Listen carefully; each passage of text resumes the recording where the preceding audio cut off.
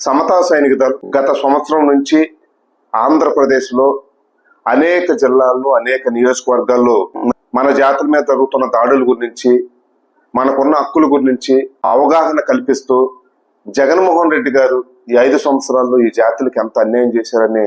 విషయాన్ని వివరిస్తూ అనేక జిల్లాల్లో పత్రికా సమావేశాలు, మీడియా సమావేశాలు, అలాగే సమతా సైనికులకు సంబంధించిన సైనికులతో సమావేశాలు నిర్వహించి బుక్లెట్లు, పాంప్లెట్లు తయారు చేసి ప్రతి నియోజకవర్గ స్థాయిలో పంపించడం జరిగింది. మేము తిరిగిన ప్రతి నియోజకవర్గంలో కూడా మరీ ముఖ్యంగా ఏదైతే మాల సామాజిక వర్గం ఉందో, గత ఎలక్షన్లో జగన్మోహన్ రెడ్డి గారికి వన్ సైడ్ గా ఓటు వేయటం జరిగింది. కానీ ఈ ఎలక్షన్ లో మాల సామాజిక వర్గంలోనే